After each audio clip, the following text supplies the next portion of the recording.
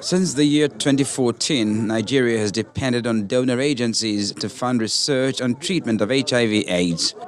For instance, between 2014 and now, the United States government has spent over $4 billion financing the control and treatment of HIV/AIDS in Nigeria. Efforts to encourage local research on infectious diseases such as HIV/AIDS and tuberculosis is one reason for this conference in Abuja. The Director General of the National Agency for the Control of AIDS highlights the need for the government to take ownership of the HIV/AIDS control and treatment program. We're very grateful to the United States of America. We're very grateful to Global Fund, for funding HIV activities in country for the last 15 years. Going forward, Nigeria must be responsible, grateful, and very proactive recipient and beneficiary. We will ensure that something we call HIV Trust Fund or something similar come to fruition. HIV prevalence rate in Nigeria has drastically reduced from the estimated 2.8 million people in 2016 to 1.9 million in 2018.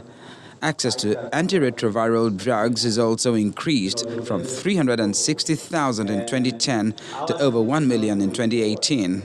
In terms of HIV, we are making a big stride, but now we have to surge in terms of leaping forward with our case detection and placing on treatment as far as certain states are concerned.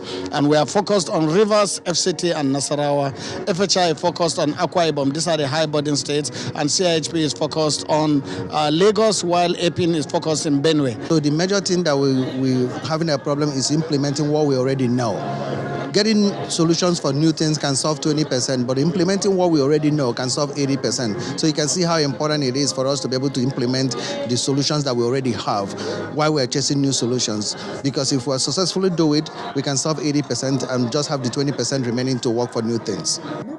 Nigeria is targeting a zero new HIV/AIDS infection by the year 2030, and with just about 10 years to go, there's no doubt a need to sustain funding for the control and treatment of people living with the virus.